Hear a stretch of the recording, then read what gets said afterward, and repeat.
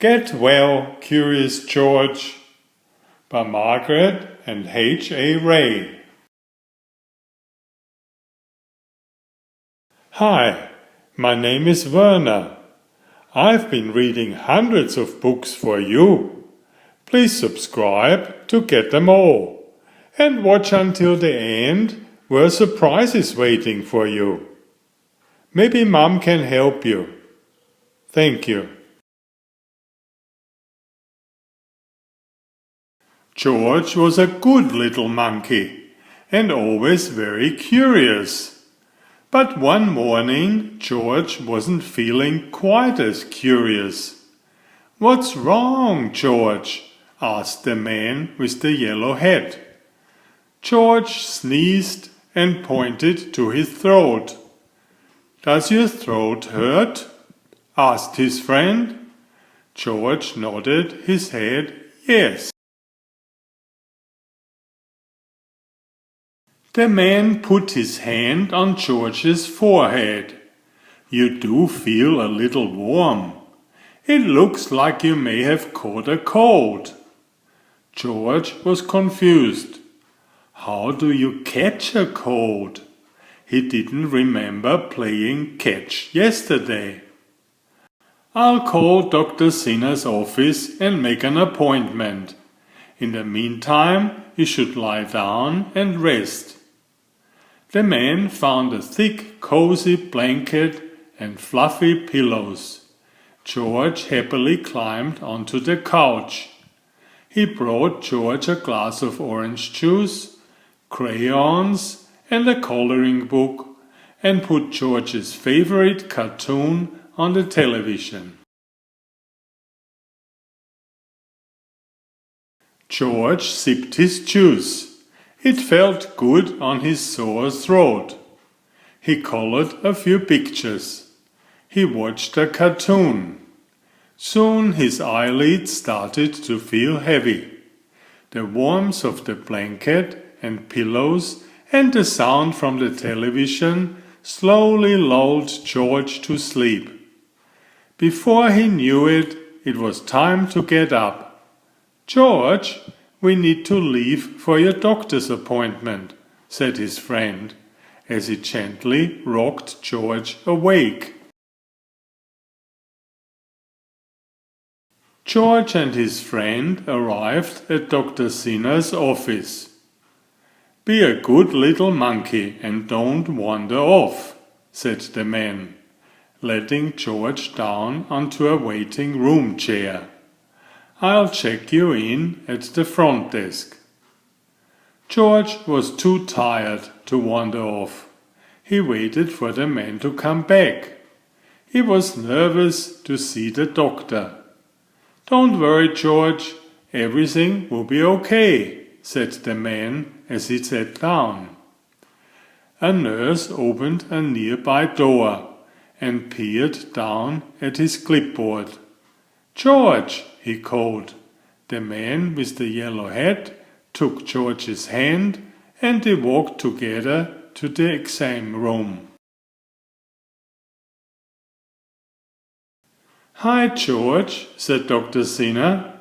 "I hear you are not feeling well." George nodded his head. "Well, let's take a look." Dr. Sinner examined George's sore throat and took his temperature. "It looks like you have got yourself a cold. Drink plenty of fluids, like orange juice, and get some rest," she said. "Here's a treat for being such a wonderful patient." Dr. Sinner reached in her pocket and pulled out a sticker that read, "Superstar Patient." George felt a little better already. He didn't need to be worried about seeing the doctor after all. As soon as they got home, George climbed back under the blanket and the man tucked him in. He gave George a big bowl of chicken soup and they watched a movie until George fell asleep. The next day, George was still a little sniffly, but he was feeling better. It was a good thing, because today George was having a play date with his friend Sam. "I'm sorry, George," said the man, "but I think we should postpone your play date. I know you are feeling better, but you should still take it easy today. Besides, you wouldn't want Sam to catch your cold, would you?" George was disappointed. He had been looking forward to seeing Sam. Reluctantly, he snuggled onto the couch. "I need to go to the store, but I'll be right back," said his friend. "Remember, Dr. Sinner said you need plenty of rest and fluids." That gave George an idea. If rest and fluids make him feel a little better today, maybe a big dose of both would cure him of his cold by tomorrow. Then he could play with his friend. George grabbed every blanket and pillow he could find and added them to the couch. The pile grew higher and higher. Soon he had a mountain of blankets and pillows. He climbed to the top for a rest, but oh no! The pile came tumbling down. Maybe it was time for some orange juice. George went to the kitchen and found the carton of juice in the refrigerator. He got a glass from the cupboard, but there wasn't enough orange juice to fill it. He wondered, where could he get more orange juice? He looked in the refrigerator again and saw a big bag of oranges. George knew orange juice came from oranges. If he squeezed all of the oranges in the bag, then he'd have plenty of juice. He squeezed one into his glass, but only a little juice came out. He tried squeezing two at the same time, but he still didn't get much juice. George had an idea. If he squeezed all the oranges at the same time, maybe he could fill his whole glass. He squished the bag first with his hands and then with his feet. The bag was filling with juice. Maybe if he jumped on it, even more juice would come out. George jumped up and down on the bag.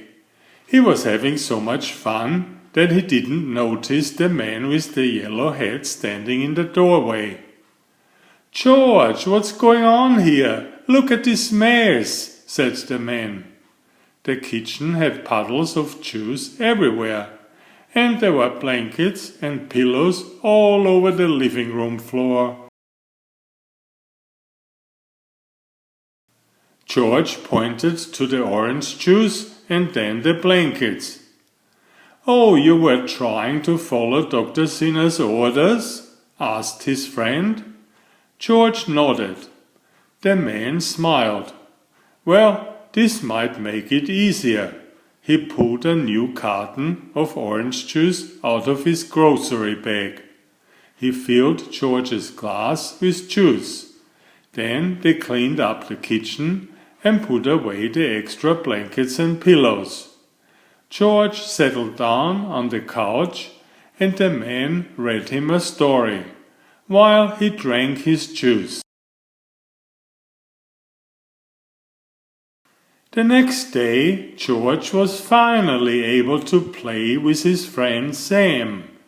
George was finished with catching colds. He was ready to play catch for real. Please subscribe if you haven't already. Thank you. Enjoy my new series Oliver and Jumpy. 19 video books with about 500 pictures. There is text, but I also read it aloud for for the younger children. I have written 65 stories and had them illustrated at great cost for your children's fun. Oliver is an elegant tomcat and Jumpy is his lady friend. Oliver loves to ride in Jumpy's pouch when they go for adventures together. Please find a link to the first book in the description of this video. Please always subscribe and like if you find my effort interesting. Thank you so much.